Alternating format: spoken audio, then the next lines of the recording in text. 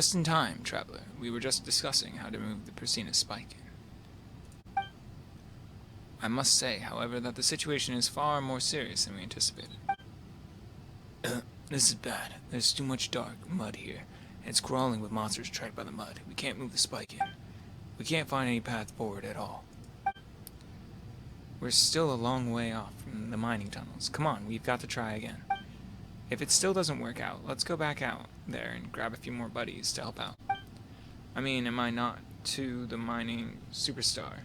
I can carve through a mountain with but a few swings of my pickaxe. These monsters are no match for me.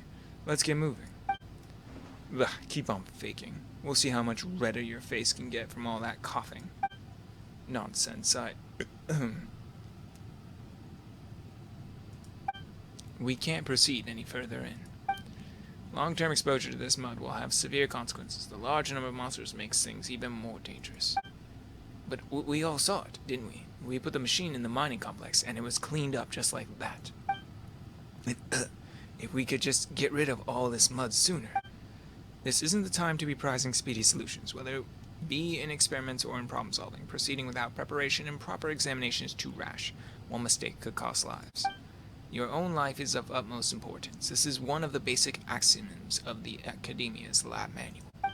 As a researcher from the Academia, I cannot simply stand by and allow such foolhardiness. But if we stop, who's going to do something about all this mud? If it continues to attract these monsters, it wouldn't matter if we brought another 20 people. We wouldn't make any headway. Let me think. If this really is unworkable, we could activate the spike once more over here first. Here? That's right. I just gave the dark mud emissions a once over, and though they are faster than how they were the day before in the mining complex, this is not yet the heart of the problem, so the purification rate should be quicker than the rate at which the dark mud can flow out. Those monsters in the chasm were attracted by the dark mud. I suspect that they must be affected by its energies. So setting the spike up here and decreasing the mud's influence in the vicinity should also be of help to you, traveler. If we clear the mud out, the monsters should stop congregating. Once that's happened, we can try moving the spike further in. Alright, cool. You two, head back to camp and rest first. We'll have need of you later. Come on, I don't need rest yet. It's not time for the mining superstar to lay his pickaxe down just yet. If it's clearing monsters, I can help out too. Quit the tough guy act already. I've seen this pattern of yours before. This is Traveler we're talking about. Where he gets to fixing things, there's little people like you and I have to fear. We'll leave the dark mud in this area to you, Traveler. Sweet. Ah, yes. Traveler, this entire area is covered in mud. The situation is far worse than I thought. There are also a lot of monsters nearby. Stay on your toes. Sure. No, I mean stay on your toes regarding the Persina spike. I have full confidence in your abilities, but less so in the awesome yet fragile spike. Please make sure that the spike makes it through unscathed.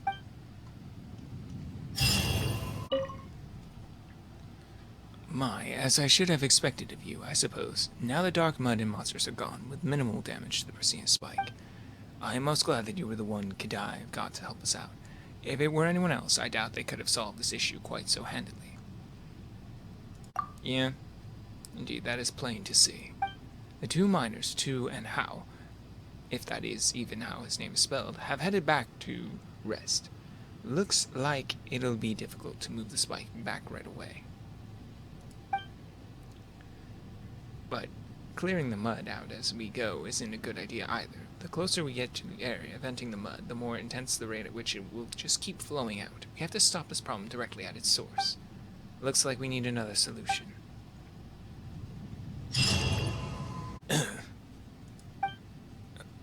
Hosseini, are you alright? I think I must be feeling the effects myself. Must have stayed here too long while thinking about how to move the Persina spike towards the ley line rupture. It's not a big deal though. I've had some rest and I'm much better already. At the same time, I've also thought of a solution. It's just that, well, I must say that finding a way to move the Persina spike around is actually not as hard as finding excuses to extend report submission dates. Since the mud covers the ground, we can make it float just a little by using hot air balloons and transport the spike that way. Oh, that sounds like a pretty good idea. Of course, this will help us solve our dark mud problem to some extent, but in areas where it has blocked up the tunnel, we might still have trouble getting the hot air balloon through. And this is without speaking of the monsters that the mud will attract. I'm afraid that we'll have to leave such things to you. Don't worry, between Paimon and the Traveler, all these monsters won't even know what hit them. Great. Well, Paimon's mostly cheering you on from the sides, you know. To think that laughing just a little would make me cough this much. Whatever the case, Tu and Hao are packaging the Persina spike and getting the balloon ready. I'd have packaged the Persina spike myself, but the mere effort of standing up for a while was enough to send me into coughing fits. How embarrassing. Looks like I'll have to train my body as well as my academic mind in the future. Go and look for them. Hey, Traveler, you're just in time. We're done wrapping this thing up. Guess that dude from Sumeru's explained how we're going to use this hot air balloon. Come on, hosseini's not some dude from Sumeru. He's here to help us with the dark mud. Couldn't you have a bit more respect? Hey, this is just a friendly form of address. Right. Whatever. The balloon can be used, and the purification device has also been prepared. Traveler, if you need the help of the mining superstar... actually, never mind. I can't really help right now. At least you've got some self-awareness. Go get some rest. Whatever the case, if you want to start moving the device, just start the hot air balloon right up. Well, the spike has finally been placed. According to my estimations, this should be the opening through which the ley lines are overflowing.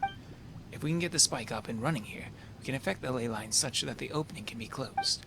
I believe that this will solve our problem for good. No, we cannot. I must perform another round of checks. We cannot afford to have another problem like the one we faced during the test run. Once the spike is ready, we will be rid of this terrible mud and the monsters that come with it. Traveler, you're finally back. The spike's adjustments have been completed. I'm still a little worried, but we can only leave it there in the tunnels. I've asked Kadive to make some medicine for Tu and Huao as well. It's all up to you now, Traveler. Initialize the spike and seal the openings through which the dark mud is gushing out. Honestly, when Kadive first came to me for help, I thought to myself that I'd just pack the spike up and head to Sumeru if things didn't work out. In any case, we had done enough experiments on the Persina spikes already, more than enough to have data that could support a full report. But Tu and Hao, if I just left them here, they would have to deal with this dangerous dark mud for the rest of their lives. Decided that if my research could not help them, and was only good for publishing reports, then it would not be worth very much at all. That's why I decided to find some way to stop the ley lines from spewing this mud. I must admit, coming into contact with this dark mud was something of a wake-up call for me as well. I believe in your strength, but the areas where the mud flows freely are still very dangerous, so be careful, Traveler.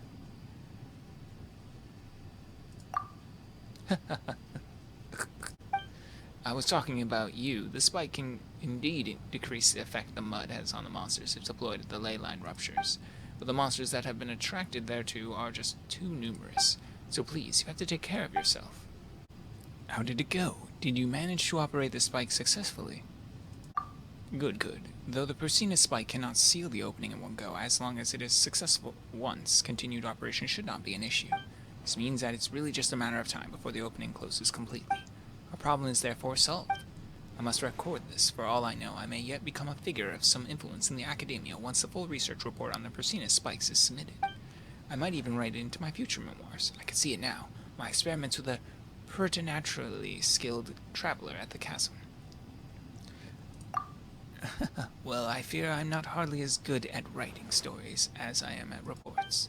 Can only hope that you'll forgive any flaws in my works.